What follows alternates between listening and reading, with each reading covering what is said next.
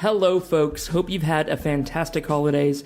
We are so happy to be back with you. We announced in our last episode of 2018, which was a ripper, and if you haven't checked that out yet, you're missing out on some quality rich banter, that we'd be back on January 10th. Well, we couldn't wait. This is a great opportunity to play you something we've been holding on to for months now. Back in August of last year, I had the chance to go on the excellent podcast The Blunt Report and have a chat with science enthusiast and ace conversationalist Konner Blunt about climate change, science, pop culture, and how to think about and cope with and live consciously in this time of climate change. I have an admission to make. I'm a podcast addict, but that much should be obvious. So the real admission is I get really frustrated when I listen to some of my favorite podcasts, because these interesting, engaging people that merrily chat away in my ears have this habit of not addressing climate change at all. Konner was one of those people. I love his podcast, his great interviewing style, the really stimulating topics he explores, but he hadn't addressed what to me, and probably to you, is the elephant in the room: climate change. But we fixed that. It was such a privilege to interview him, to be interviewed by him, to engage in what turned into a really good conversation. So this one is definitely a little long, but there's a lot of good stuff in here. Next week's episode will be back to the usual climactic style, with some year 2 refinements. If you liked this though, let us know and we'll aim to bring you more in this style of long-form conversation. There will be talk about pop culture, a bit about World War II and World War I, but these are all just tangents that then inform more discussion about climate change. Trust me, they come back around.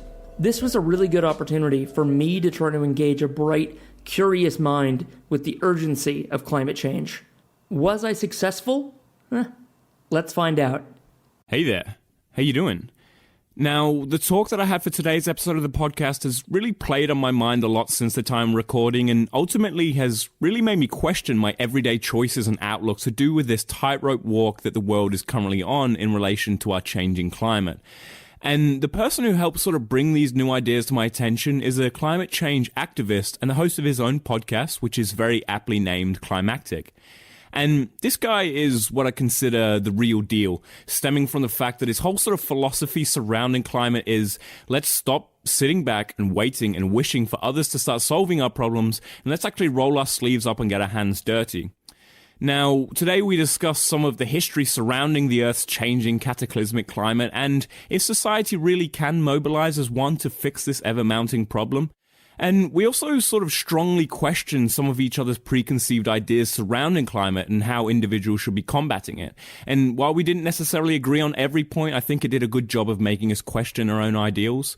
For anyone who is interested in what this guy has to say or really wants to try to make a difference but might not know necessarily where to start, I really recommend checking out his podcast, Climactic, which really attempts to emphasize the point that climate change is the single most pressing problem humanity has on the horizon.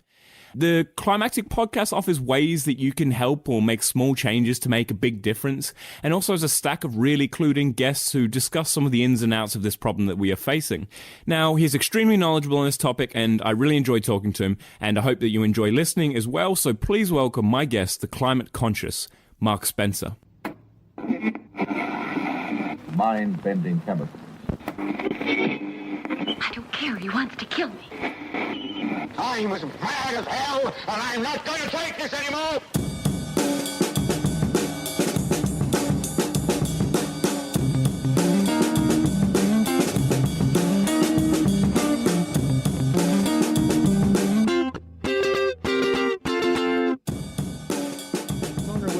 If I told you a statement like, climate change is happening right now, it's the single most pressing thing facing humanity, society as we know it might be totally different than it is now in 50 years' time, what would you say to that?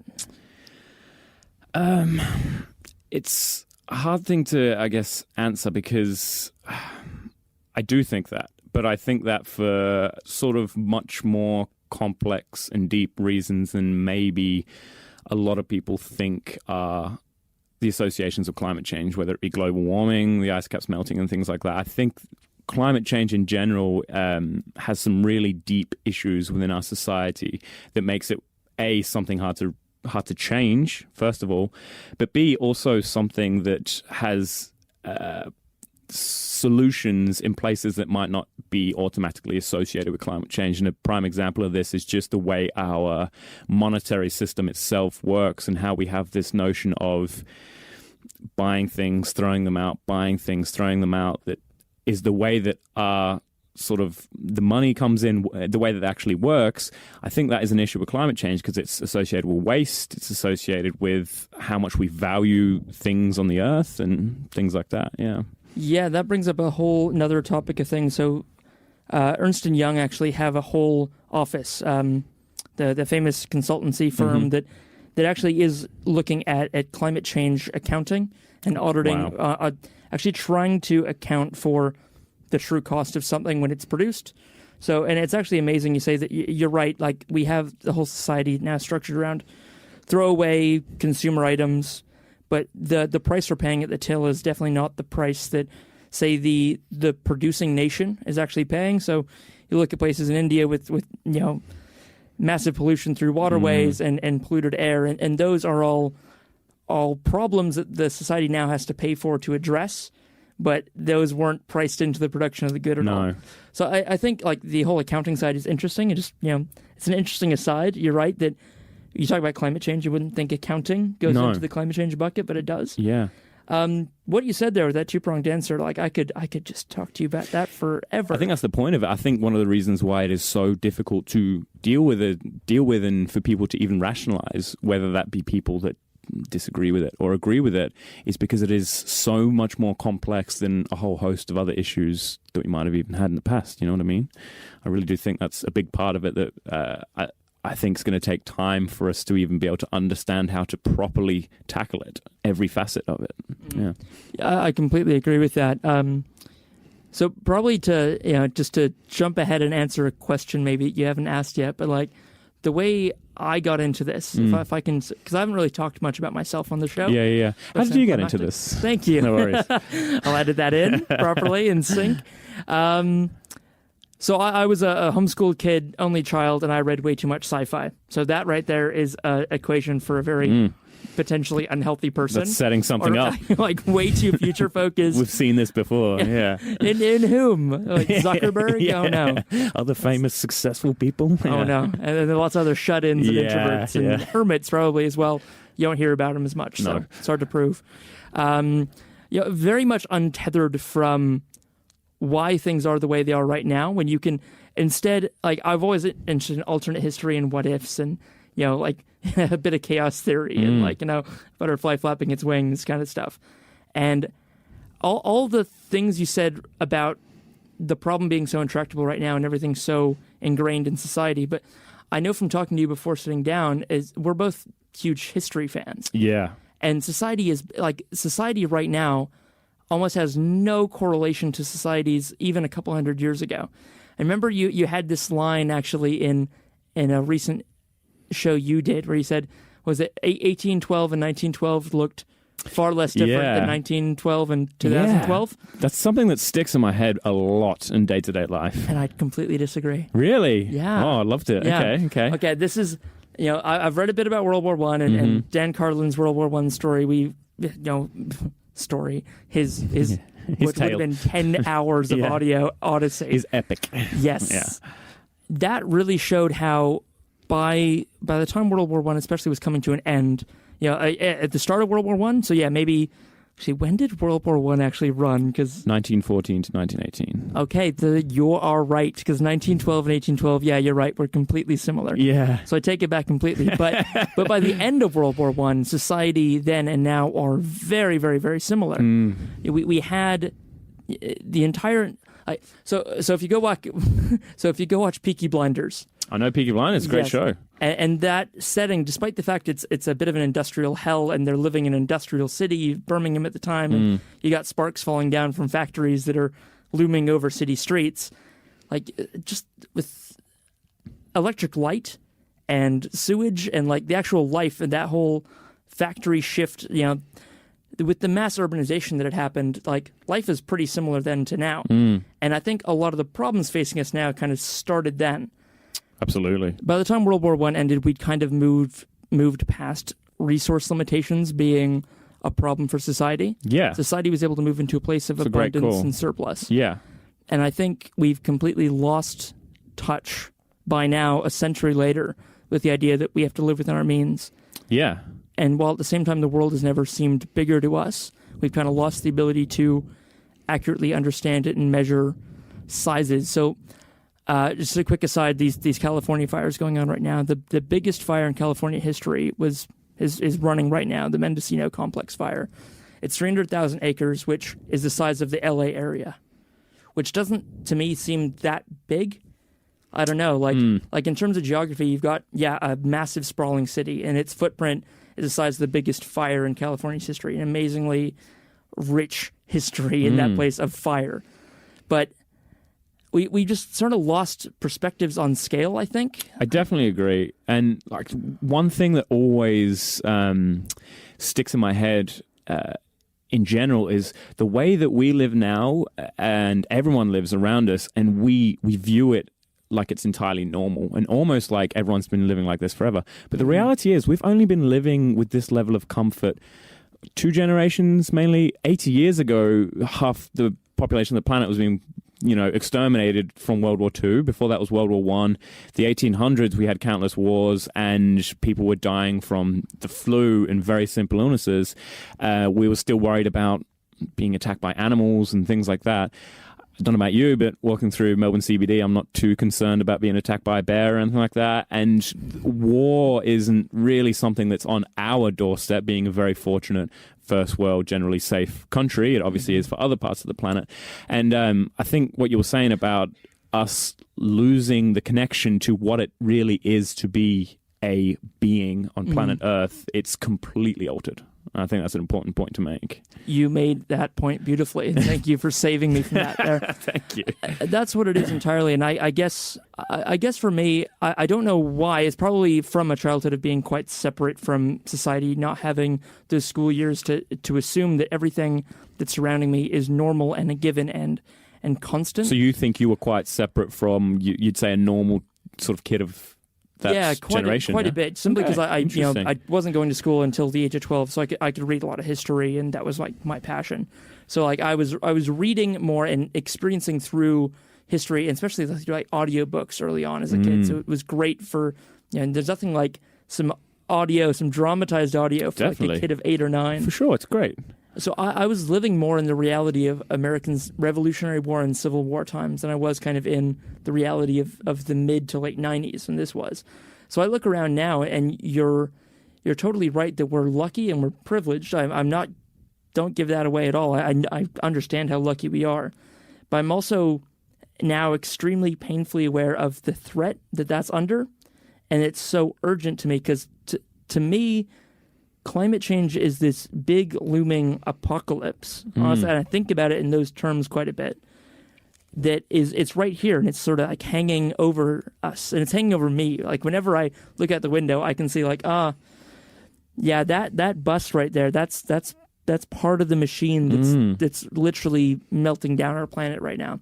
And I probably do tend to hyperbolize these things, probably, which is why I have conversations with people to kind of bring me down and understand how other people are relating to this and how they might have healthier ways of addressing this than me. Yeah, but I think it's actually, a fair point that you were saying that, you understand that we're sort of privileged and we're so lucky and we're so safe and things like that. But I think that is creating some sort of point of diminishing returns in the way that because we are lucky, because we are privileged, it's actually making a scenario in which we're more at risk because of that. Do you know what I'm saying? So I'm thinking because we're so complacent, because we are so lucky that we don't really sweat too much when we think about things that could potentially, as you said, completely change the way that we live, like climate change. Yep. Or I would posit it's changing us right now, but I don't think we're going to change or not devolve as society, but de-luxurify, there's a better word for it, or just sort of step back from that current level of comfort and consumption voluntarily. Can you think of a situation or a time that we've ever done that as Western society, actually, chosen to give up some luxuries in pursuit of a greater good? Because I can think of a couple. I don't think there was the famous case with the ozone, how we changed a lot about that, but that wasn't even necessarily giving up a luxury. That was just making better engineering practices, basically. Yeah, but the people actually had to mobilize to change out their light bulbs and their fridges. That's true. And people got on board to do that. I guess because they were like, 2 or 3 distinct things in your home. You couldn't buy that old hairspray you used to buy anymore. Yeah. But then the same brand would rush out the new improved 2.0. And they'd be okay with it. Yeah. Not polar bear killing hairspray. Yeah. And it was fine. Like, it's kind of weird we don't seem to be in a rush to do that. Like, Power Shop, advertise themselves as the people's power, and they have, funny plays on communist propaganda. They don't say, Power Shop, we are not killing you. Yeah. Yeah, they don't push it. No. And I do think that this comes down to the point that I sort of originally made, that I really do think the problem with climate change specifically is so deeply entrenched to the systems that we have that makes it really, really difficult to actually change. And for the reason, put quite simply, as long as coal and oil and whatever else it might be, as long as any practice that might be bad for the environment is cheap and can get a company a profit, it's always going to be more popular because that is the overarching importance in our society. That's always going to be the better option, despite the fact it's short-sighted. Yeah. There's simply not enough people who would pay a premium for a non-destructive good. Definitely. And the fact even labeling something as a destructive good is quite subversive. Yeah, people would not be happy with that. Can you imagine that? They would be up in arms. And I think this is why it's such a cliche thing to say, but technology and new engineering and things like that really is the way to curb the issue, because as soon as you make solar or whatever else it might be cheaper and a better option, then you throw in the fact that it's not killing your grandchildren, in a couple of generations' time, then people are going to want to do it. That is going to always be the overarching factor as long as our society is run the way it is run. Mm-hmm. Yeah. But societies change, right? It's a lot. Kind of from this historical perspective, the way a society can run can be altered oftentimes quite quickly. Mm-hmm. I mean, granted, that's accompanied by violence. And the couple of times I could think of before that we've stepped down a rung on the ladder of social comfort is during World War I and World War II. Yes. Where in times of mass mobilization, the entire society gives up luxuries to fight some bigger cause. And I sadly don't think the human race as a biological entity, I don't think we as individuals can mobilize against something that's not understandable, like, let's go fight this other human who we've dehumanized. And let's fight this other tribe. It's probably quite important as well that not everybody was stepping down in comfort for the war. And the Germans in the Second World War, for example, before the Second World War, they were living in poverty. And one of the reasons that Hitler came to power and people were actually listening to him, because their lives were so completely torn apart by the First World War, that for them, going into the Second World War was like, okay, things actually might improve. Only for places like Britain and maybe America did they actually have to really step down. So like you were saying, to get the whole human race to mobilize towards one thing doesn't really seem like it's... I don't really want to say it doesn't seem realistic, but it doesn't really. You're right, It doesn't. So to jump into the grim reality as I see it, and this is why I've started my show, is to kind of talk myself out of this perspective. Okay. Because it is grim. But so I really love climate fiction and this whole idea of let's just extrapolate out the current trajectory. And thank God for the scientific community for telling us what that is. All the facts are there if you want to go look at it. And it's grim and it's dark, and you should only do it after you've had a good breakfast. And you're okay with losing it. Because it's looking like the end of the century. It looks like a very, I use the term Mad Maxian. It's grim, but I'm a huge believer in the ability of the human race to survive. I think we are amazingly adaptable. I think we've got less power over this planet than we'd like to think we do. I mean, despite the fact we've managed to change the climate already through our efforts, I think the planet could still snuff us out, or hey, we're capable of destroying ourselves just fine. But I think we're only going to start to fix this when things get so bad it's unignorable, and we are forced off our perch right now by the situation we've caused. when Australia says, okay, we don't have enough water in the Murray-Darling Basin to keep up our current level of agriculture, we have to make a cut in industry, and I hope to God we cut animal agriculture, which would have a whole host of side benefits.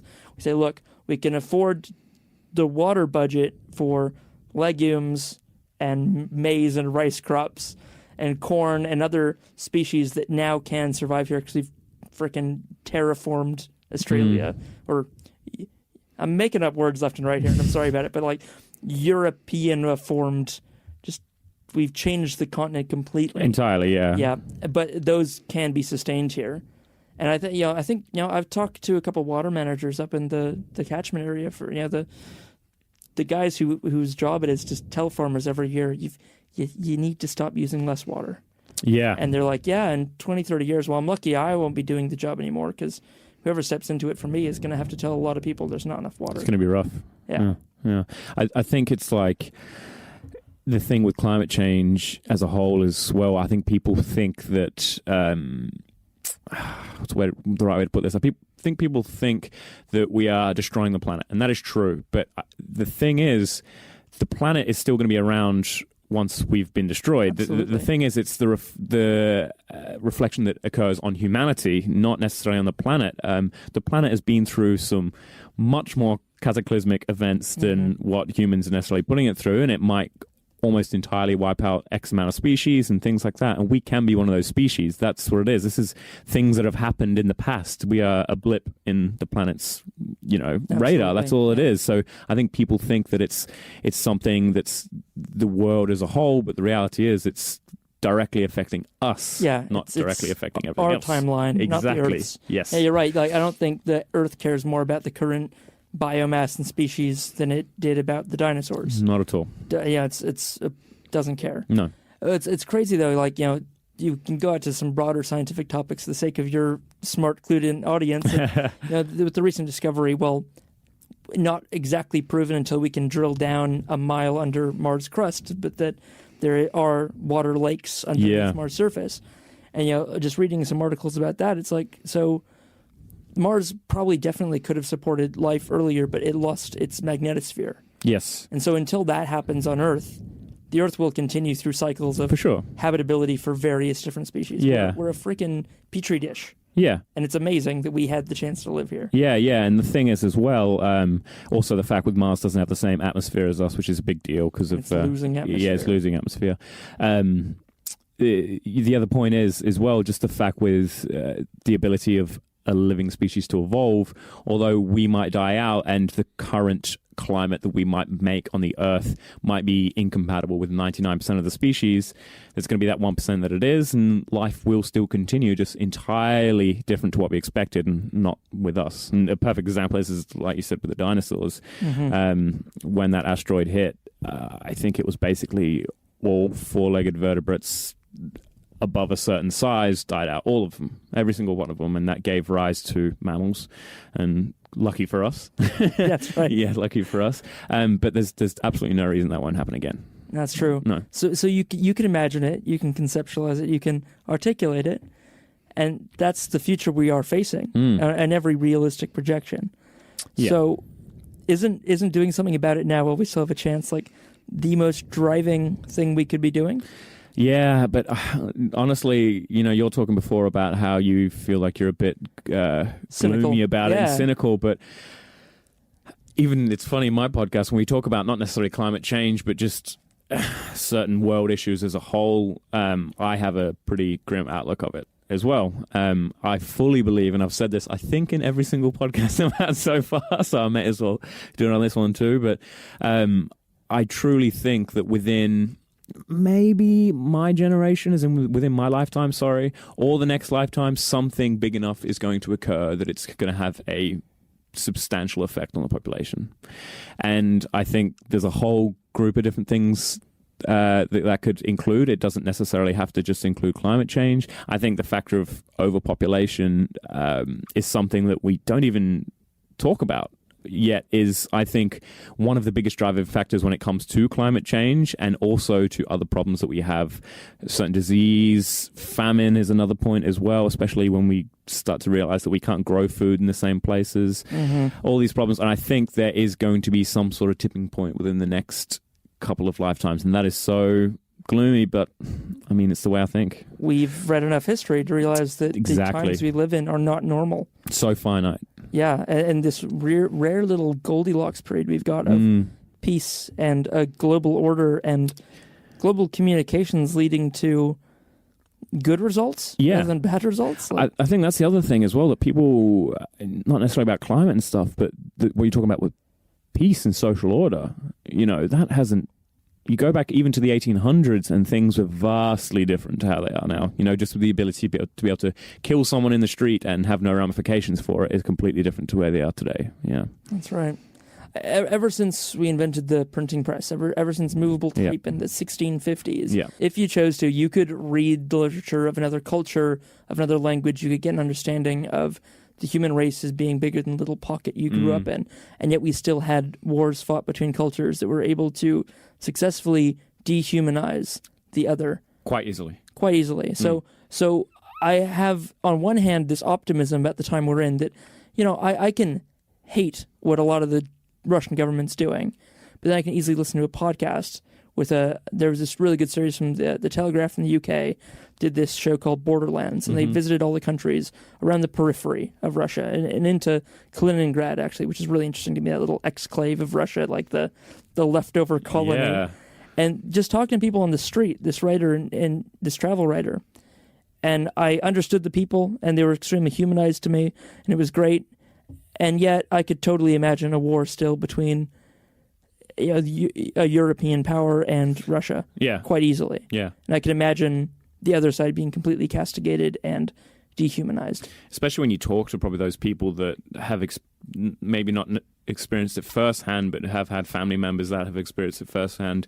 And, myself, I've been to some Eastern European countries, and you can see relics of the war that are just still sitting there, still part of everyday life, basically, still stories about things that happened. So it doesn't feel like it's that far flung. But I think the thing with me as well in climate change too is I think one of the reasons it's so hard for us to even attempt to fix it or curb it is just human nature in general. Don't you think so? Don't you think human nature is probably one of the biggest factors towards it? I do, absolutely. I think I think the only reason I say all this stuff is because I grew up kind of in a different pocket of society. I wasn't normalized as quickly. And if I was, I wouldn't be talking about this stuff. I think we're extremely... We are an amazing species that that nonetheless is tribal and is social. And if you grow up a certain way, that's the way you'll think. And you're right, we've grown up in times where we're second generation peaceniks. We're second generation prosperous.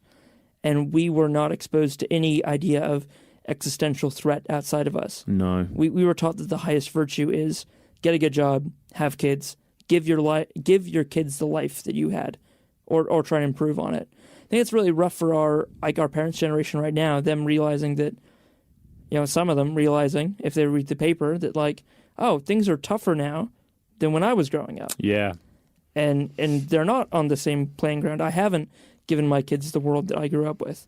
And you've got overpopulation in there, and you've got automation in there. And I think, human nature, you only get people who can see further. People like, I'll just pull out all the greatest hits. Your Da Vinci's, your Machiavelli's. It's because they had a bit of an abnormal, outside the norm upbringing and perspective.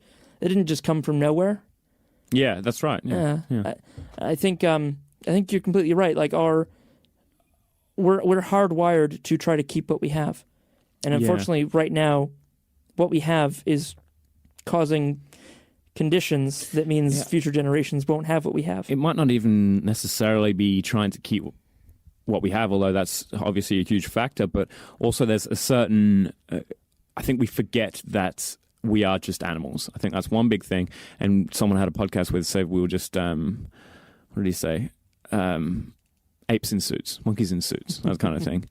And I think that's a big factor because we do want to keep things for ourselves. We do want to keep our own safe. We do want to look towards our own sort of immediate group, whether it's tribal or whether it's not, more than anything else, and to be able to expand our outlook onto the whole planet and all these different cultures and people, I think is difficult for humans to do purely because it's just not in our brain to be able to do that. Yeah, it's never been a possibility before. And biologically, it's not normal for us, I think. Yeah, because we're one of the first generations to do it. Okay, and I'm speaking so outside of my kin here, like talking science and evolutionary biology, but the capacity hasn't been there long enough to naturally select for it because it has yet to give any advantage.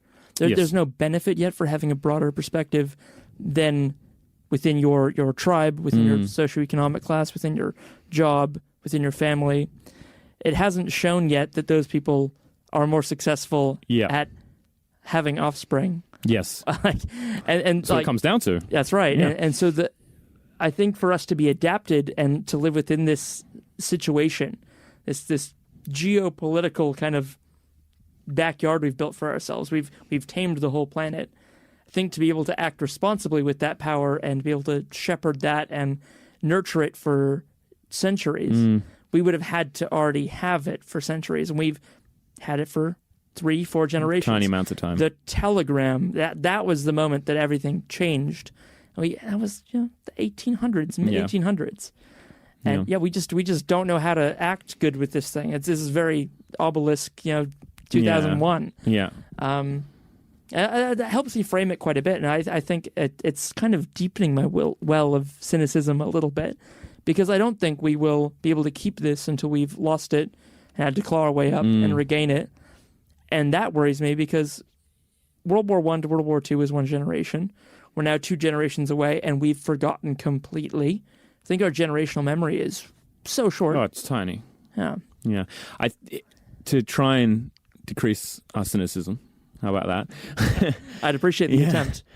My hope is, and it sounds almost like a negative thing on the surface, but my hope is that, again, back to technology, we're going to have these huge, difficult things as a result of technology, which is then going to force us to change the way that humanity lives. And like I said, on the surface, it's going to sound bad. Perfect example of this is mechanization. The fact that we are going to lose jobs. Jobs are going to start disappearing because as a business owner, if I could have one staff member who works 8 hours a day and I've got to pay him this much, or if I could have a machine that can do the same job 24 hours a day for $0, I know which one I'm going to choose. It's just going to be a natural progression. Artificial intelligence is another point as well. Things like this that are going to really strongly impact the way we live. I'd like to think that it's going to create a scenario in which we have to sort of look to the future a little bit and have to go, okay, well, we're building for things that we're not quite sure how it's going to work. So what's the perfect way we can do it? And hopefully we can fit in more empathetic, climate smart ideas into that, if that makes sense. And like I said, like with mechanization, we can think about ways we can do that also benefits the planet, not just the worker or the company itself.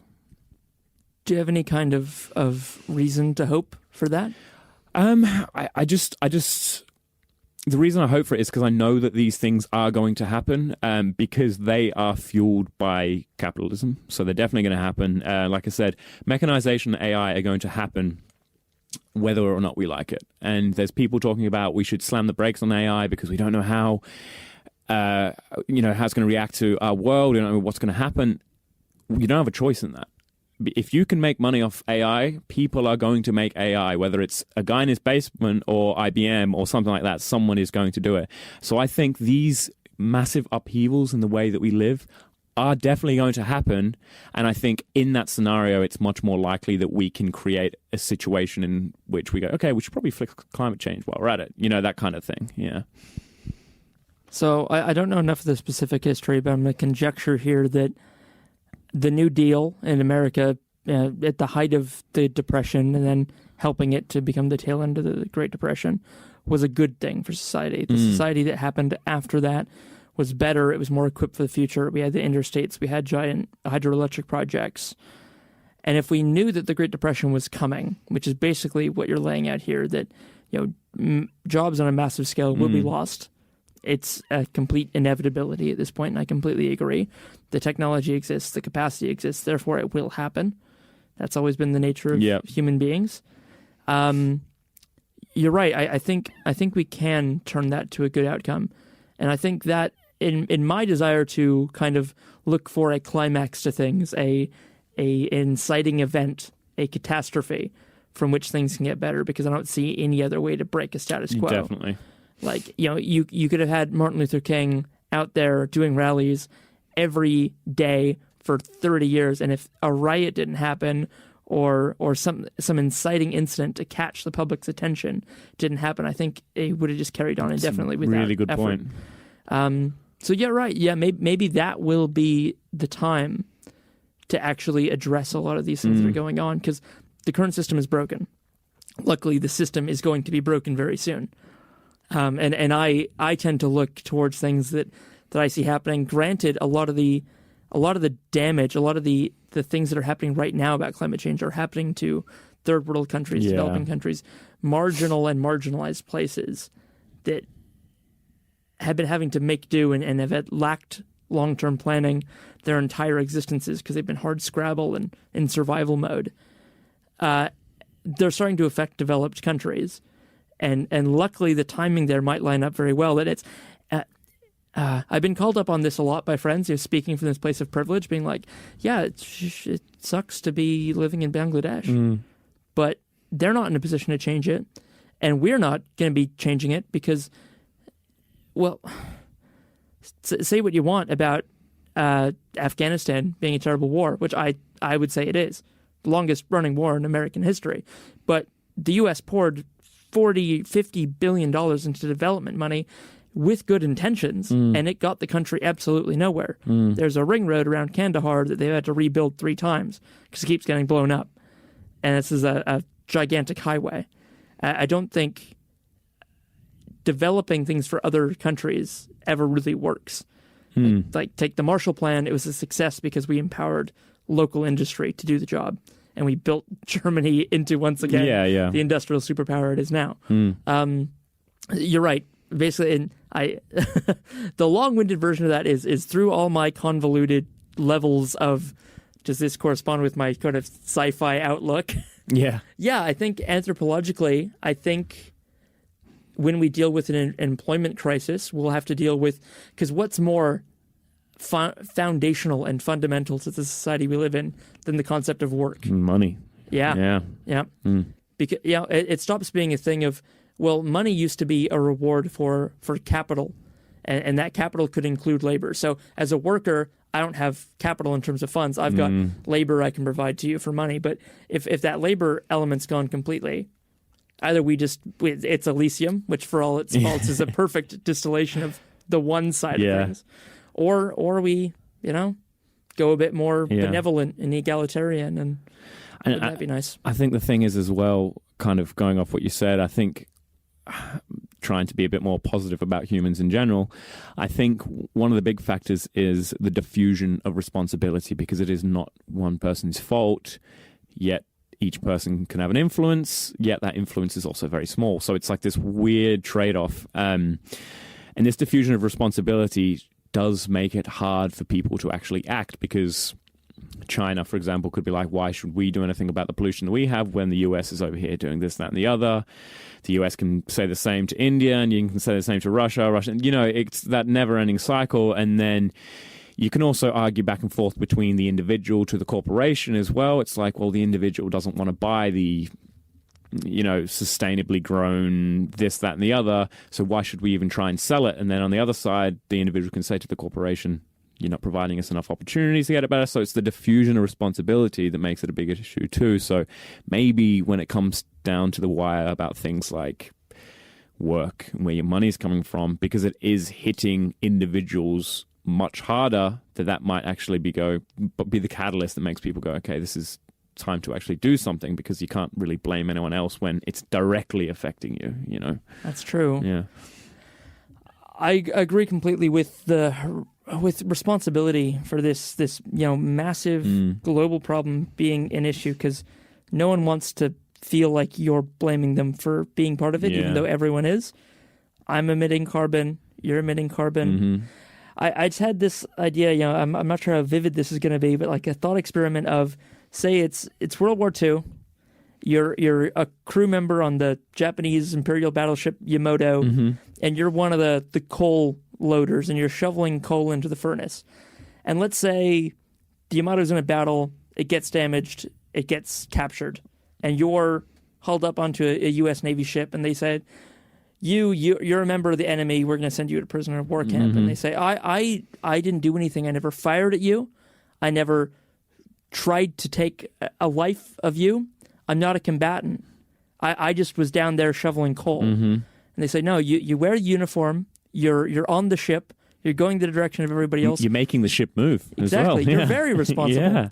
So I kind of feel like that a lot of the time, and I'm not sure if I'm burdened by trying to wear too much responsibility, but I feel it. It's a very direct connection between, if I were to get on a plane tomorrow, I am actively involved in putting emissions into the high stratosphere. Definitely. Doing one of the most damaging things human apes can do to the planet we live on. I'm actively degrading our biosphere and our ability to habitate the planet. So how does that work if I want to be like a responsible member of society? Definitely. So many other people don't want to think about it that way, but I have thought about it that way, and I kind of own it. And I'm like, okay, I can't do that in good conscience. I can't catch a bus because of the same reason. Because the diesel it's putting out is one of the worst pollutants we can put into city streets. It's actively causing kids to have asthma and shorter lifespans. So does that work as a metaphor? Like, are we all, like, I didn't choose to go into the Japanese Navy to try to kill Americans. I was just trying to do a job. Just like everyone just in society wants a job. But we don't want to take responsibility for what that job means and living a life that is resulting in things, and yet we don't want to take responsibility for it. But like on a personal basis, do you think the fact that you think in that way, do you think that gives you a benefit in the way that you maybe think more rationally about climate change? Do you think so?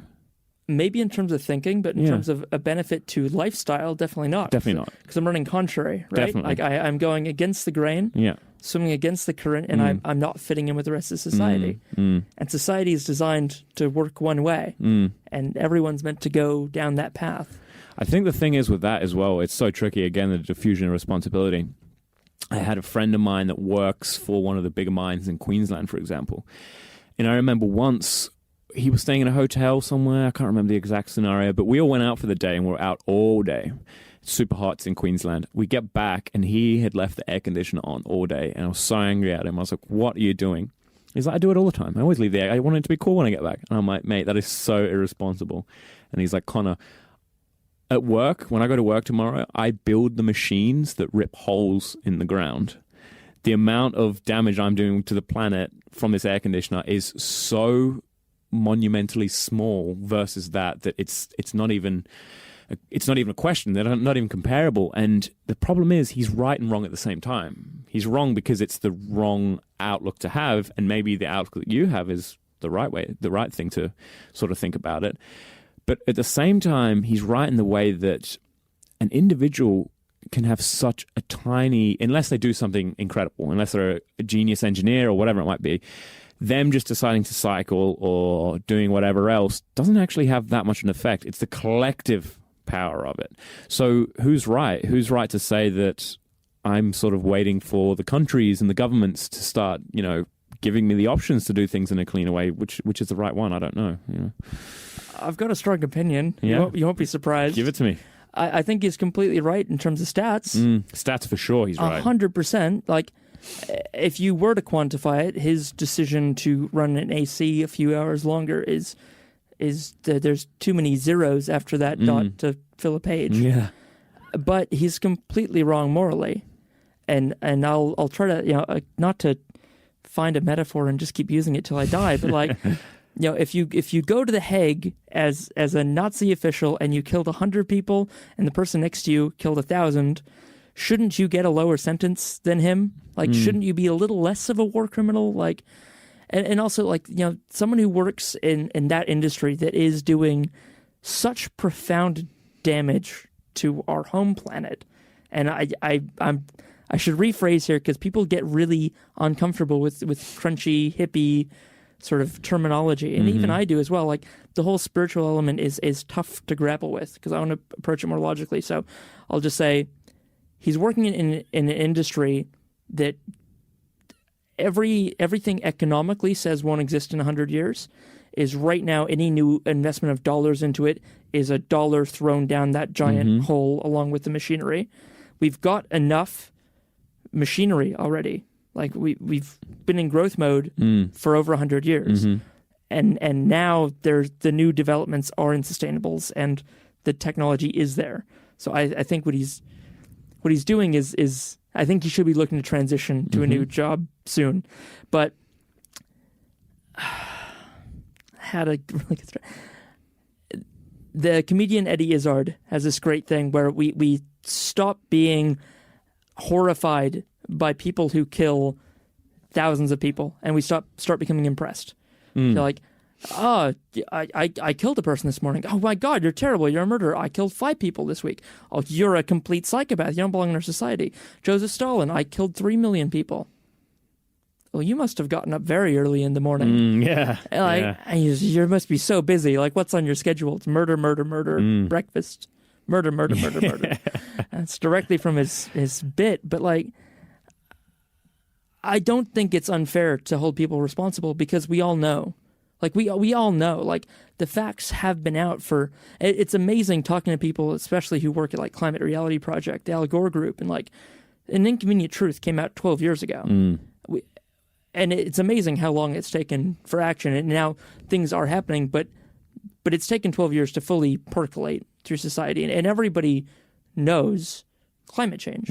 We all don't like talking about it now because probably there's a direct relation between knowing the facts and wanting to engage with them. Like, before you know how bad the problem is, you're like, oh, that's really interesting. So the climate's changing and sea level's rising. That's interesting. And it is. Oh, the things are so bad that we need to change things now. I want you, random person on the street, to trade in your life of certainty and the job you have and the lifestyle you have and knowing where your kids are going to go to school and how you're going to get them there because you're going to drive them there in the SUV. I want you to give it all up for complete uncertainties. And you're right. The government does need to step in and tell us how to do this, but the government's not going to do it until the people send a signal to say, we want the change. So the guy who does ride his bike to work, those are the kind of people I like to interview because they are my heroes. Because for me, in those 12 years, I would talk about it. I'd talk about it ad nauseum. I wouldn't do anything because I knew that it didn't matter. But seeing other people actually do it and tell me about it inspired me to do it. And so me doing it now, I'm hoping that other people will be inspired to do it too. Because the problem is too big to be put off by the fact that your inconvenience to your lifestyle won't matter. Because what are you going to tell your grandkids? Definitely. Yeah. Like, it's happening right now. Like, So I said to you before we started recording, I rode my bike over here, and that doesn't make me a hero. I just wanted to get here quicker than by the tram. It was great, and I rode on sidewalks, and I broke lots of laws because the infrastructure here sucks for riding bikes, and I can see why a lot of people don't do it. But I was listening to a podcast where there's an interview with a lady, a young couple, husband and wife, who barely got out of Redding, California in time to escape the Mendocino fire, which is right now, as you listen to this, it might be next month you're listening to it, is still burning. It's 40% contained. It's 300,000 acres. It's the size of LA. She barely got out of that city in time. And hearing her talk about the fact that, so I got back to my block and the cops had lined it all off and they weren't allowing anybody through. People were throwing their possessions, literally throwing them into their car to get out in time. And you could just hear the disbelief in her voice. Like, this doesn't happen in Redding, California. This doesn't happen in the United States. This is something from Lahore, Pakistan. Yeah. This is something for those marginal people. But this is happening in the largest economy in the world. And the fourth largest if California was its own country. Definitely, right? yeah. I've and heard they that, can't stop a fire the size of LA with all those resources. What's Australia going to do? What's anybody going to do? Yeah, I think it talks about the power of fire in general. It's like before we turn the mics on, we're talking about the statistics of this fire in California, how like ridiculously powerful everything is, and like what you said as well, that it's something that we just actually have no control over. You know, it's not even like, okay, well, we could try and do this. It's like, no, you stop it where you can and you wait for it to finish, and that's the way it is. The funny thing is, you can't understand it when it reaches this point, but you do have control over it because we all chose to get on the bus 10 years ago. We all chose to, through our money and our time, allow for actions to happen that released greenhouse gases that then caused the ecosystem in California to dry out. And we have record-breaking forest fires. We have fire years, not fire seasons. Yeah. The link there is quite clear to me. I don't know what to do with it now, but I think getting to that point of like, wow, isn't it weird how the weather is so crazy now? It's like, yeah, that's because of the way we've all lived since World War I, since industrial agriculture, since industry, since the Industrial Revolution. Yep. This is all a very direct reaction. And once you embrace that, I think you then have the ability to change something. Yeah, I definitely agree, and I like what you said before about the morality. How statistically, my friend was right, but on a moral standpoint, he wasn't right. However, to play like devil's advocate a bit, I do definitely think, that the biggest change is going to come about from changes in legislation and changes again to go back to it, changes in the way that we actually work as a society to remove a bit of power from huge corporations that can pollute just as much as they want because they've got so much money. They can do what they want to the earth, and there's sort of countless examples of this. And I think that's probably a good way to sort of battle it a little bit for the individuals to have the correct morality. So when they do have the opportunities put in front of them to make the right choices for the climate, it will actually be there. I guess is probably the way I probably try and think about it myself. I think. Completely agree. I think the solutions start at that big level, but that's probably step 5 or 6 in the solutions chain. And the first few are all about public awareness. And this, I've harped on about this probably on my show, probably a bit too much, but like until everybody knows, and I think we're at that stage now, everybody knows. And now we have to make everybody care. Surely everyone doesn't know. Well, I don't think so. I think it's so political. I think that's another big problem with it. The left and the right. It's like there's a group of beliefs that you should have if you're in the right, and there's a group of beliefs that you should have if you're in the left. And if you're in the right, it's climate change isn't a thing, especially in America, right? Especially, and I feel a lot. Okay, just to quickly, a lot of America's problems for the last generation have been an educational failing. I think. I mean, you cannot think there's just a big question mark in the air where you've got these 2 bits of data.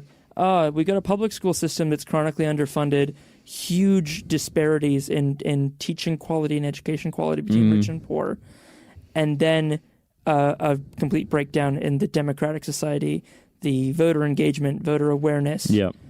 Like how do people look at those 2 data points and think they're not directly correlated? No. I don't know. It's an amazing country. It's amazing in promise, an amazing petri dish. Yeah.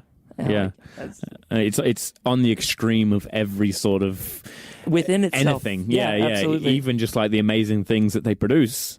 Actually, can't think of another country that is more different from its within itself. Yeah. That contains such ranges and extremes. Yeah, exactly. It's truly bizarre. Yeah. I mean, like Russia gets close. I mean, like you've got the Asian Russia and the European Russia. But there is actually a big nothing in the middle. Imagine. Yeah. They're kind of in their own spheres. Yeah. You've got Siberia in between. Yeah. But the thing is, in America, we tend to think, oh, there's the left coast, that's where I'm from, and the East Coast, and we all call it the left coast. That wasn't a mistake. Okay. Yeah, lefties on the left coast. Obviously, yep. And a big nothing in the middle. But there's tens of millions of people there who are like, stuff you guys. Yeah, what about us? Yeah. We lived here. Yeah. We're the ones who weren't foolhardy and rushed off for the gold rush. Yeah, that's we're right. the ones who stayed to make food. I definitely think that is another problem with climate change, is the way that it is associated so strongly with politics. In the way that, you get, like I said, the right is so associated with not thinking climate change is a thing. And then the left as well.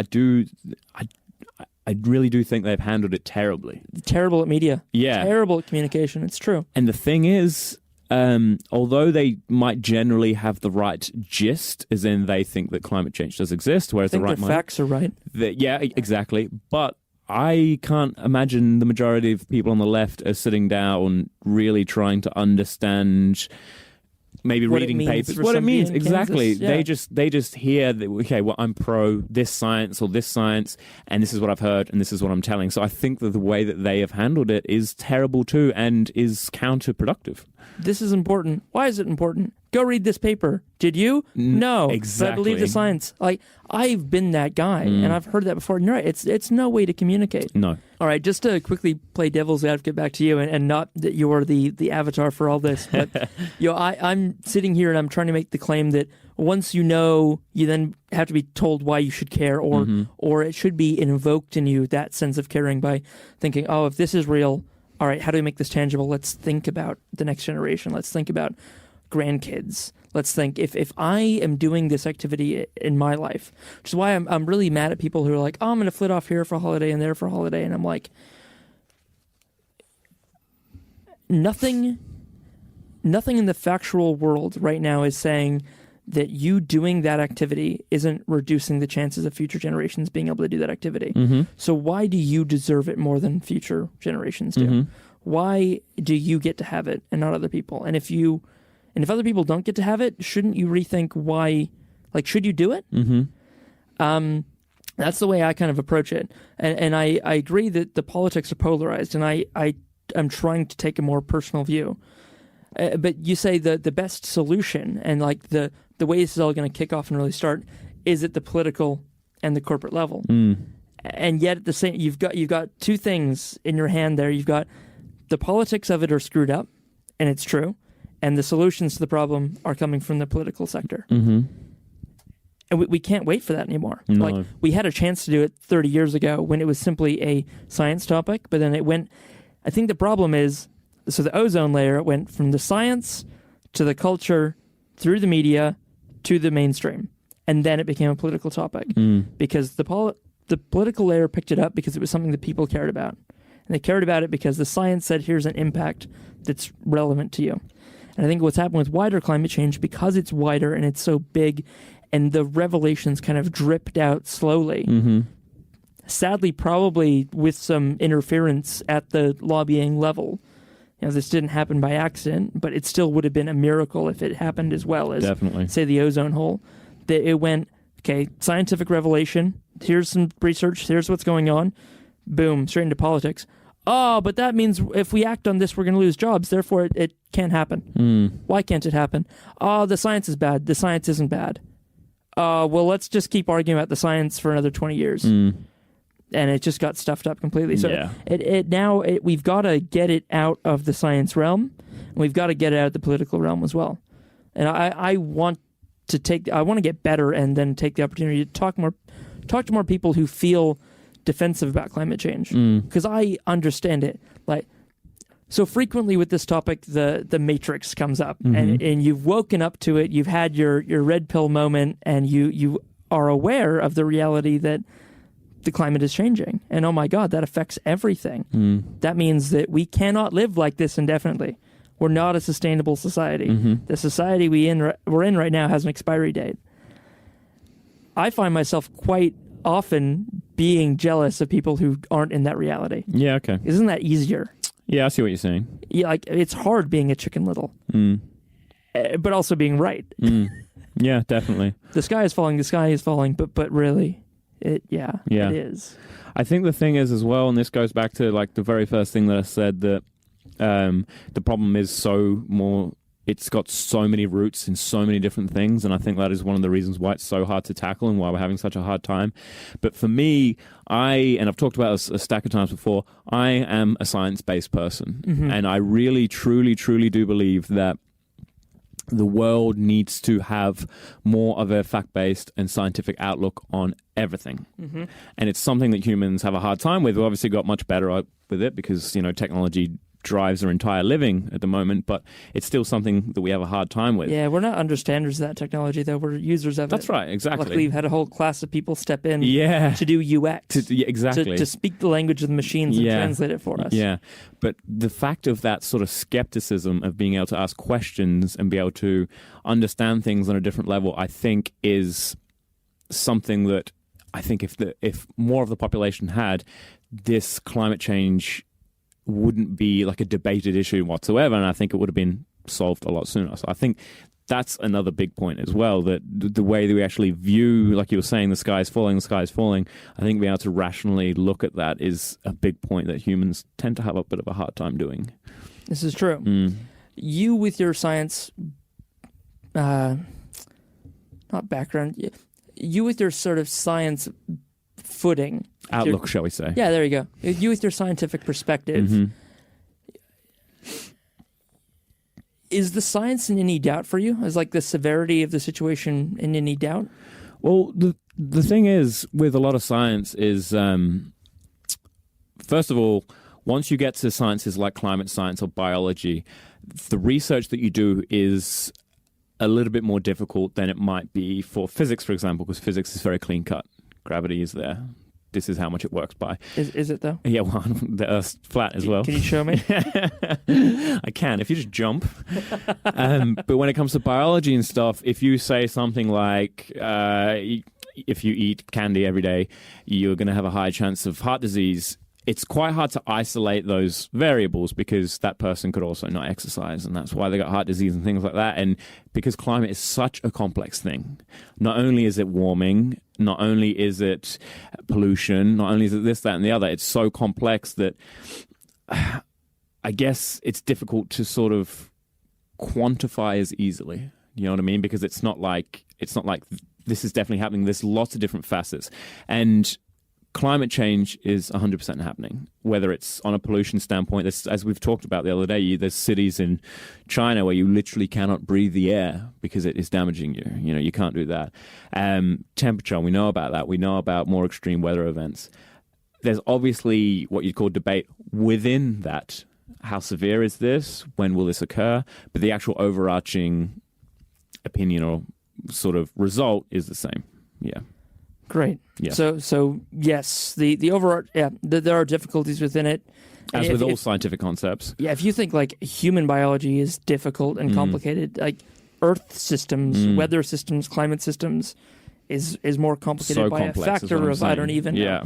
And yet, absolutely. So it's really hard, when you're talking to a scientist who naturally doesn't want to make false claims, and doesn't want to be exaggerative, because it gets you in massive trouble, as we've seen. And it's great we've got that school of thought and that discipline, and we got practitioners of it like you in our society. So good for us. But granted, we've got the high-level truths established. Isn't that the most important thing we could be working on right now? Definitely. Yeah, there's no two ways about that. But I think this is what I was saying before about the skepticism and having a scientific mind with everything. Humans struggle with it, and perfect examples of this is like psychics, for example.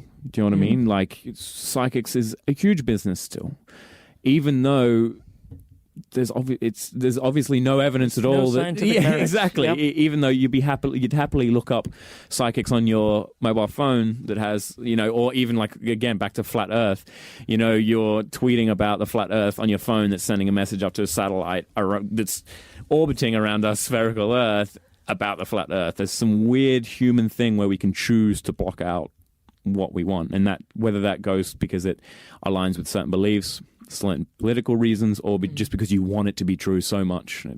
I think that definitely happens with climate change. So can I ask you an uncomfortable question? Please.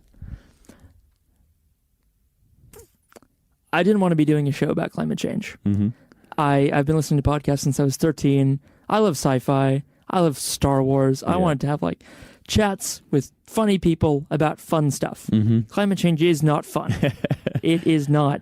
But I felt compelled to do it. Mm-hmm. I felt I had to when I found there was this green fields of nobody taking the time to talk to normal people about how they felt about climate change, Mm-hmm. how they overcame the sense of despair I was feeling, and how they got on with it. So I kind of felt myself in a situation where I had to do it. So you've got a show that I am very jealous of where you get to have fun chats with interesting people about any topic. Mm-hmm. You grant that this is the most important thing we could be doing right now. What is the most important thing? We could be working on the fact that that life is becoming less sustainable on this planet day by day due to the daily actions of 7.5 billion people. Yep. You're not addressing that directly in any way. Mm-hmm. And granted, I'm looking at your show. Maybe you are in other points of your life. Maybe you do recycling and stuff. Mm-hmm. Is this, if you actually were to classify it, is this action you're taking as a consequence of willfully ignoring the threat? Now, for me, I don't think just talking about climate change would solve climate change at all. I think, like I said before, I think it's a deeper problem that has so many other facets. I think that we wouldn't even be discussing climate change if people were more scientific, or just not necessarily more scientific, but just looked at things in a different way. I think if people were more maybe empathetic or had more foresight, we wouldn't be discussing climate change. So in my mind, talking about more subjects than climate change, provided they're important, is probably helping climate change more than if you were just discussing nonsense, if that makes sense. I think talking about things in general works towards a certain, I guess, end goal. And my other point is that although climate change is a big issue, that is not the only human issue. For example, human suffering is if I had the choice between having humanity be around for thousands more years because we've stopped climate change, but in that time, people are living like they did in ancient Rome or something like that, a horrible, dying young, suffering, rape, all these sort of things, then I would choose for humanity to be wiped out much earlier. I would prefer to sort of erase suffering, have a better standard of living, even if that's shorter. And that might be kind of controversial in some ways, but I think that suffering and a whole host of other sort of human questions and human issues is as important as climate change in a different way. Yeah. Now, that is a very interesting philosophy to add to it. Both being fans of history, I'd say that suffering and human history have always been very closely interlinked. Definitely. Until quite recently, we've had a bit of a break from it. Mm-hmm. But I'd say the prospect of longer human existence and more potential and opportunity for dozens of additional generations is definitely preferable to going out on top. Definitely. So let me just make sure I got what you were saying there, though. You say that if we were to carry on from a cataclysm in a state of dystopia, of mass human suffering, I mean, much worse than the Roman Empire, if we were to go back to feudal warring states on the Serengeti, or to be wiped out completely, which would you prefer? Because I thought I got from that you'd rather us to go out. Yeah, I would. I think suffering is an important factor, and the reason I think it is, and this is to, I guess, put a question back to you, as humans, aren't we sort of selfish in some respect for thinking that climate change is that big of a deal, when the reality is the Earth and the human race and what happens here is so mind-bogglingly insignificant. It's so unimportant. And you'd think that maybe if there was, for example, life elsewhere and they were much more advanced than us, they would be thinking about things more on the scale of the universe. So for you to think that the biggest issue is climate change, is that kind of a selfish outlook? It's a very good question. I've got an answer like ready to go. Please. I don't think where we're at right now, even though we are, and you can put all your kooky Atlantis theories away, listeners. I'm sorry if any of you are going to be estranged by this, but we're at the height of achievement ever achieved by the human race right now. We've got probes orbiting multiple celestial bodies. We've got just an amazing level of science and technology, but I don't think we are at the potential of the human race. I think we can go much further. We've got so many promising things on the horizon. But talking about whether or not climate change is selfish for us to worry about, I think it's very linked to the fact we are a rapidly developed primate species that very recently, 60,000 years ago, started to develop, that had a language revolution, that then started farming, and then recently started building industry. I think we're at the point now, and we've been at it for a couple generations, so we kind of forget about this, and it seems a little kind of Cold War nostalgic to bring up the fact that ever since we've had nukes, we could not only destroy ourselves, we could theoretically destroy every living thing on the planet. And I know maybe cockroaches and stuff would exist. And for the most part. Yeah, and I can't remember whether we could theoretically, physically destroy the planet or not, but even if we couldn't, with the power we wield is amazing. But because we've got the potential now to destroy ourselves, if you look at the Fermi paradox, which everybody loves, who's into sci-fi and everything, if you've got this potential limitless, if the chances of alien life are basically infinity, if it's almost certain, why haven't we made contact? And I am really worried we're at a tipping point. We're at the Great Filter, and we could easily not carry on past this point. I think this is the crucible. I think there's so many other problems, it's true. We're still hugely unequal. There's still suffering. There's, treatable diseases. Malaria is still a thing.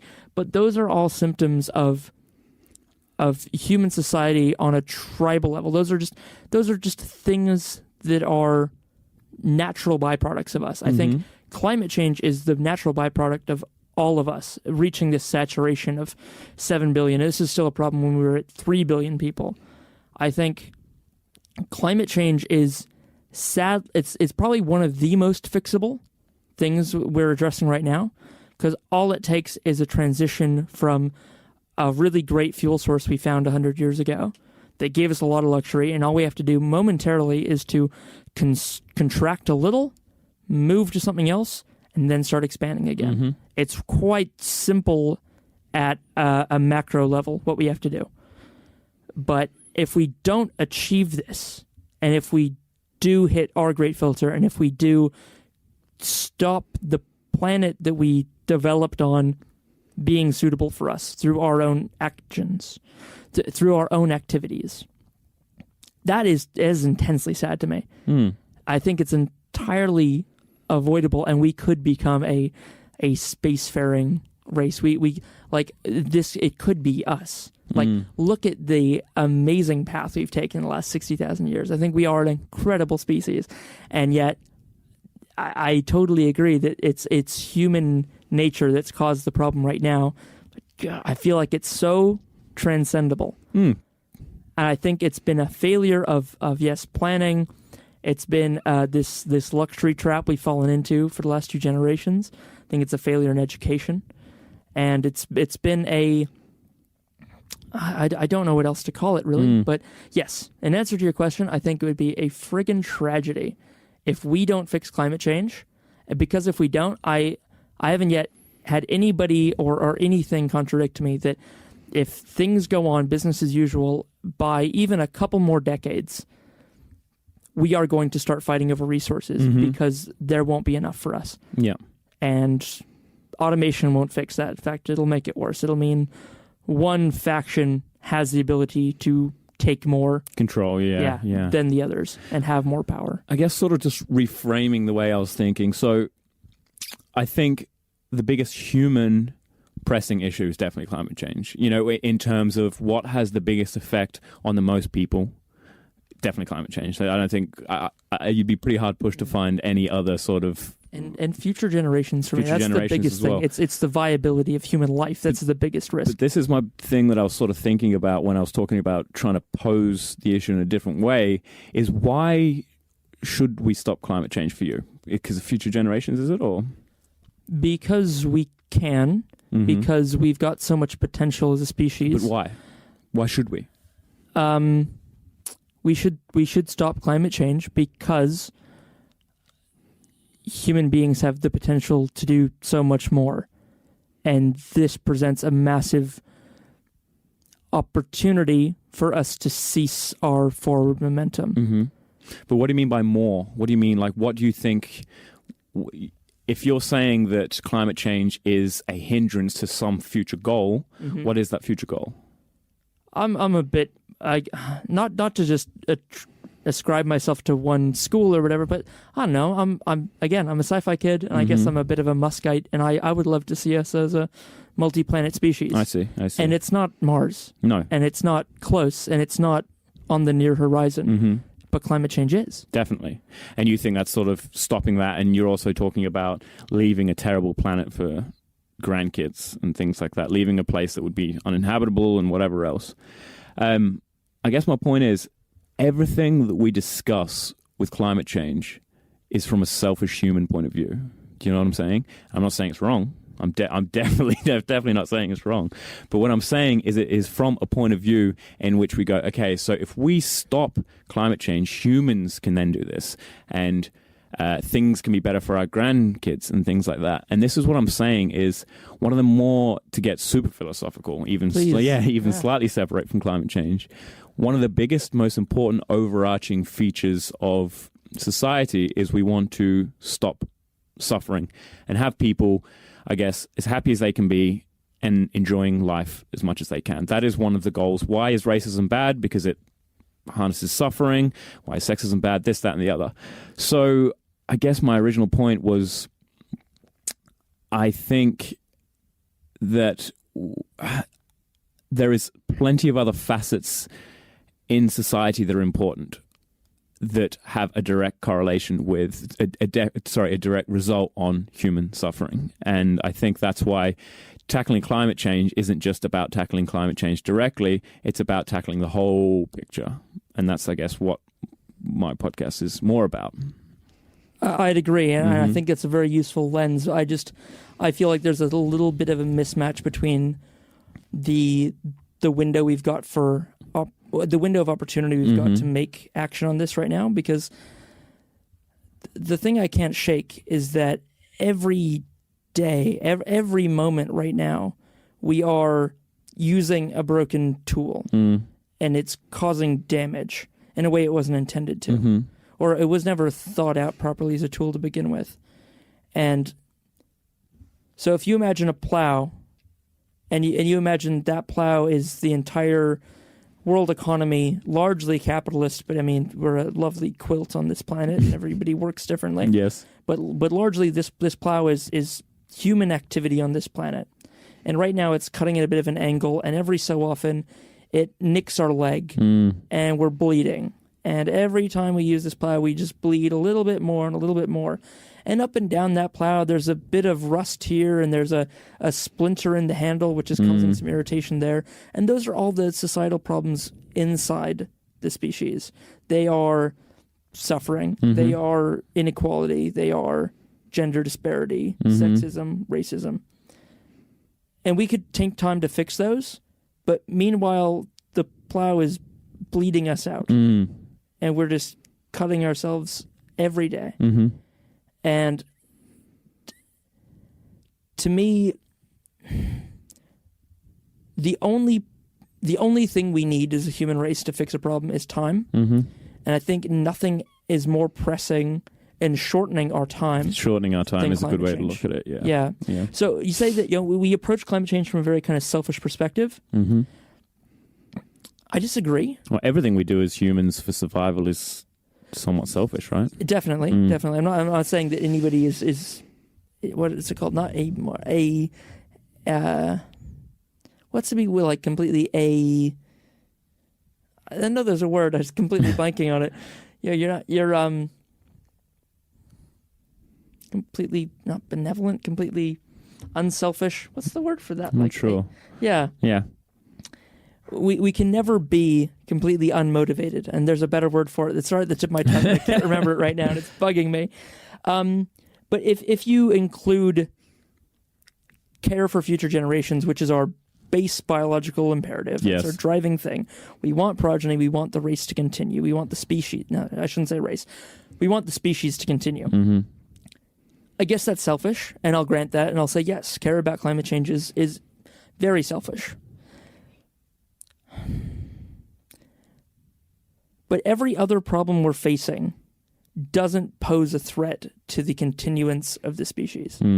This one does. Mm-hmm. Nuclear disarmament in the 50s and 60s did. Mm-hmm. Because not only those weapons existed, there were multiple times they were nearly used. That was destruction on a much shorter time span. Yeah. But just as final as climate change. Because I'm a huge, like, if we were 10, 20 years down the road, I'd be a survivalist, and I may still be in my life.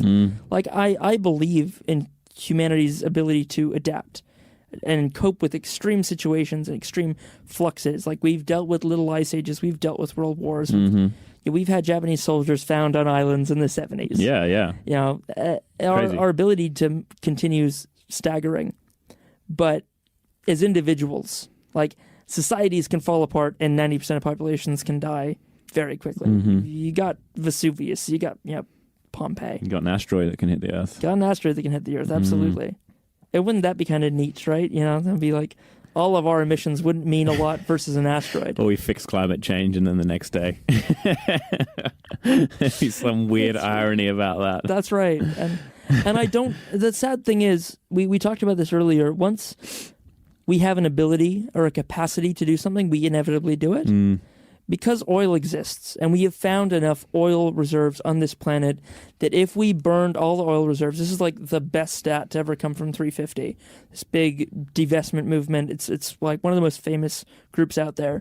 And Bill McKibben, leader of 350, says oil companies really need to stop counting their oil reserves as an asset, thinking they can be extracted and burnt, because if we burnt all extant discovered oil reserves on the planet, our climate would resemble more Venus than Earth's today. Yeah, that would be an issue. Yeah. And yet it's an asset. This is why Exxon, BP, Shell are still billion-dollar companies, on the belief that can be burnt, that can be extracted, that can be used. And it's simply not. No. So I'm not sure quite where I'm going with that exactly, but like... That was an important point to make regardless. Yeah. The potential's there. Yes. But the potential is right now not only existing, but being treated like it's an okay action. Yeah, definitely. Like, we're destroying the planet today. Definitely. We did yesterday, and we still will be tomorrow. I definitely think, though, again, trying to be positive again. Please. I definitely think that younger generations are caring much more about it, and it might not be in a way that you might care about it or a way that I might care about it, but it's definitely in the younger generation's mind to a certain degree, and definitely more than it had been in the last 50 years, something like that. So I think I'd like to think that is positive to some degree, that maybe they're going to start to make more choices that are beneficial. Maybe the next genius, the next Elon Musk or whoever is walking among us, and he's 12 years old at the moment, maybe because that is in the back of his mind, he's going to start to think about solutions and technological things that we can do to try and help out. I guess that's one positive thing to take from it. That's true. I mean, we can all have a savior mentality. That's absolutely fine, Konner. That's always useful. It's true. It's true to an extent. But I didn't necessarily mean it's a savior mentality, but not just to chuck a new label on people. there. Yeah, we do. And I'm thank not God that for person. him. One thing I'd say about sort of the generational aspect of it is that a lot of people live today like they live in the same time as their parents. and that's how their parents raised them. Because society is largely similar. We've got new technology, but we've still got the same political apparatus as our parents. It's largely a continuation. And the scary thing about that is that, look at a classic 1960s American nuclear family. Dad went off to work at GE as an engineer. He'd work Monday to Friday, 9 to 5. Come home, play with the kids, have a barbecue on the weekends, whatever. What he achieved during his working life is what his children are striving for. And the best case, they will exceed. Probably they will meet. And worst cases, they don't quite reach that. But what that father's working life succeeded in was profit for a corporation, was benefits for himself, great, so he can live out his post-65 retirement years in pretty useless, like doing nothing good, lack of utility. The promise of, hey, let's go do a job for 40 hours a week till I'm 65 so I can do whatever. And then now the kids are doing it, and they, if they're able to listen to it, we're able to tell them that the result of the father's working life did nothing good for society. Was in fact a giant destructive act that him, not so much individually, again, diffused responsibility, but magnified out, has caused already a 1 degree raise in the temperature of the entire planet, is causing Pacific Islands to go underwater right now. It's causing the biggest wildfires in Californian history. It's causing record heat waves across Europe. It's causing wildfires in the Arctic Circle. And the kids want to do that job too. Why? Because that's success. Yeah. And that's being a good person. Yeah, I think that goes down to what I was saying about we need to change the way that we just society runs, just questioning what success is, because that definitely is a big thing about you're successful when you earn a lot of money. The reality is most of the time, not always, obviously not always, but most of the time when you are earning money, usually it is from some sort of direct result of hardcore capitalism, which is buying, selling, throwing it out, buying, selling, throwing it out. And I think that comes down to, again, having to change actually the way society sort of works. But I think it's hard too, because it's hard being a human. It's hard being a person. And I'd rather be a human than any other organism, but it is. Yeah. I'd like to be a cat sometimes. They seem to have it pretty easy, but just, again, opportunity, right? And potential. True. Like, what do you have You the only think that potential because you to are do? a human. True, but show me a cat painting. Yeah. But if you're a fly, you'd probably be quite happy with this. Look at this masterpiece of masticated food I'm now sucking up through my proboscis. Hell But yes. What I mean is, it's hard being a human in the way that you've been provided with a certain brain. You've, like you said, you've had an upbringing from your parents in a certain way. You have all these societal pressures. You have these emotions that you don't really know how to deal with. You have anger, you have sadness, you want romance, you want all these things. It's hard to sort of look outside the box of, I just want to work and try and, not even from a selfish perspective. It's hard to just, for some people, it's hard just to live, just to live on a day-to-day basis. It's difficult. So it's hard because, again, back to the same thing, said it 1,000 times now, but diffusion of responsibility, it is difficult for an individual who is just scraping by to even think about the consequences of the world when they're arguably on death's door anyway, That's true.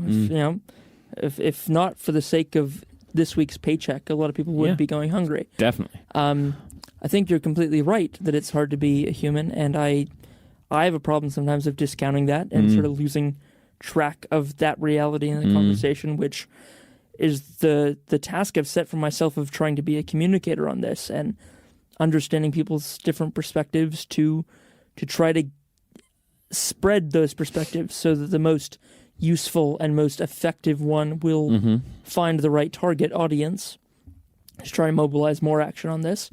I think I lose track of that at my own peril, and as soon as I do, the conversations becomes very less useful. Yes, absolutely. It is, but that there is no gold standard of sustainability, and there's no you must be this There's sustainable. No check boxes. Yeah. And I call it the purity test a lot when I'm around environmental groups. And as an outsider, I'm very new to this stuff. It's only been a few months ago I started acting rather than talking about it, and I've got a long way to go. I always like this when I hear people talking about it. I like them to do a little bit of an inventory so I don't feel like they're either don't have the standing to tell me. You're like, yeah, I haven't taken a flight since I got serious about this stuff. And if the opportunity comes up to take a flight, I won't fly unless I can offset it. And offsetting has a whole bunch of problematic aspects to it. Absolutely. My first preference is to take a train. Granted, here regional trains are diesel trains. Yep. But I don't know. I somehow feel less guilty for doing that. Don't have a car anymore. I'll use, thank God, this renewable powered tram lines. That helps here in Melbourne, which is great. And take my bike. Yep. I've got recycling at home. I've started taking my food scraps to a local community garden. Yada yada yada. Where I was starting with this is, you don't have to do all that stuff from day one. You don't have to start doing everything straight away. And nobody is at the same level as anybody else. Yeah. So you just have to think, like, if you want to do something, if anything that I've said is compelling at all, that, like, the danger's real, the damage we are all doing right now is real, and the fact that what could be a very existential moment for the species is only a couple decades away. If you want to do something now, just do the things you can. Because that's not going to solve it. No. That's going to send a message. Yep. That's going to make it okay for more people to do it. You won't be the weird one taking their reusable bags in the supermarket, which as of a month ago is now standard, whereas before it was weird. Yeah, so that's the way it moves. It can move quickly. It can. With a lot of pushback and people not wanting to change. Absolutely.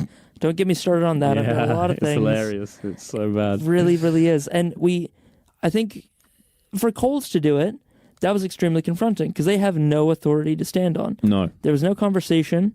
It was just and get on the government for doing it. But where's the public awareness campaign about that? I don't even know how you run a public awareness campaign these days. How this should be a topic on your show. Just like, how does society work in this day and age when no one's reading the same stuff? No one's doing the same. It's so broad. That's right. So incredibly broad, and different avenues as well, different types of media. It's like we're all reading the yellow pages, but all a different page. Yeah. And we all expect to have cohesion. Different thing. Yeah, exactly. Like, I was in the Vietnamese section. I assumed we were all Vietnamese. No. You're in Richmond. Well, that's been a few ramblings for me. It's been really good, Konner, to get to, like, unpack a lot of, because I've got a lot of assumptions and I've got a lot of sort of constructed thoughts that I think make sense, and especially in environmental circles and probably in any circle, you develop that shorthand and you've got a vocabulary. Yeah, and you're exchanging these words that have such big meaning. So, late stage capitalism, I know, is like a real big buzzword right now, and we touched on it and I didn't say it, and I'm very happy I didn't, because it's like hashtag YOLO for everything now. But a lot of these constructs have such potential meaning behind it, and I think we don't use them that way. No, I think that's pretty realistic. Yeah. And I definitely think with any sort of language, talking, discussing, just being a human, we get so many hang-ups and we get so many associations about things that we think are right, and the idea might be there and it might be going towards the right direction, but it's always good to sort of have a look at how other people think, because then you can actually question why you think that thing and understand a little bit more about if it's true or not. Yeah, that's it entirely. And I got a lot out of this conversation. It was really good to be able to unpack those things, just like you said, but I admit I had an ulterior motive in wanting to talk to you like this. I was trying to bring you over to my side of, like, there is nothing more important than trying to engage climate change in some way, I think, for the time we live in. Sounds like maybe I wasn't successful in that, so maybe I need to rethink my entire premise. No, it's not that you weren't successful. I just, I think that the idea of the method of doing it that I have might be different to yours, and I think I am doing it in the way that I think is the correct method. If that sort of makes sense. It does completely. Yeah, if that sort of makes sense. I think we're both podcasting for public good. Yeah, definitely. I think we both have like the Venn diagram there is pretty much a circle. Yeah. And you're right. I think what you're doing with showing people you can have conversations about anything from a place of scientific rigor and logical thinking, but also very approachable. Like definitely. You know, we're a couple normal looking dudes. Yeah. You wouldn't think we're boffins or anything. Which I'm not sure if anyone knows. This is like again World War II. I need a new source of references. But the British engineers working on jet engines and stuff. The guys with pocket protectors and slide rules. Yeah.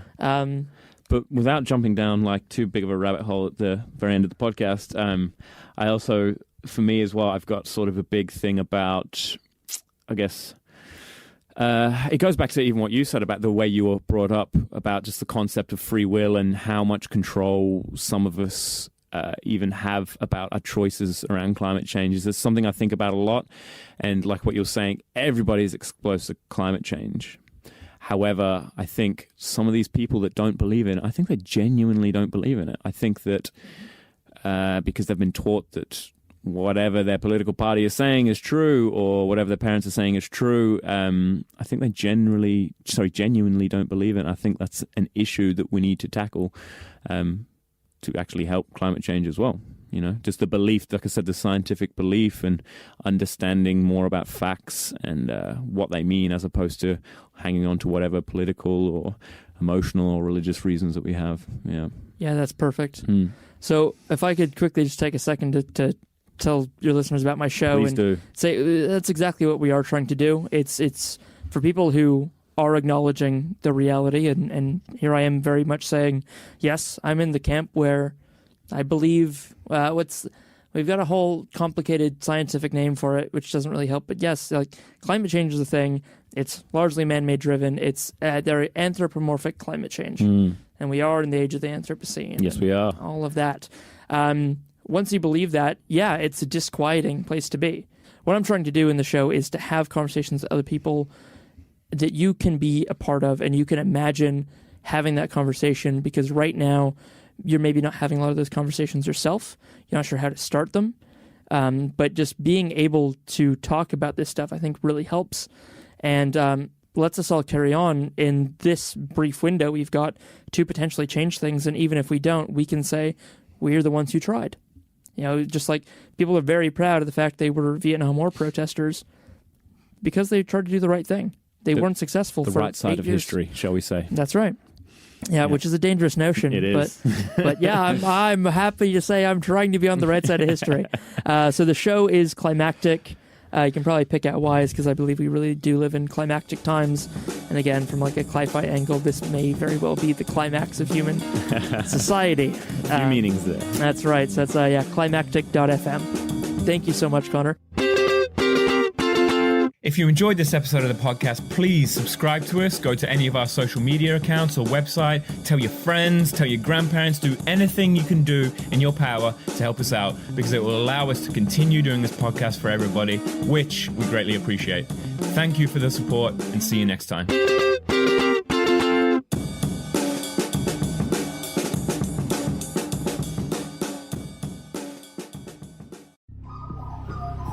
The Climactic Collective.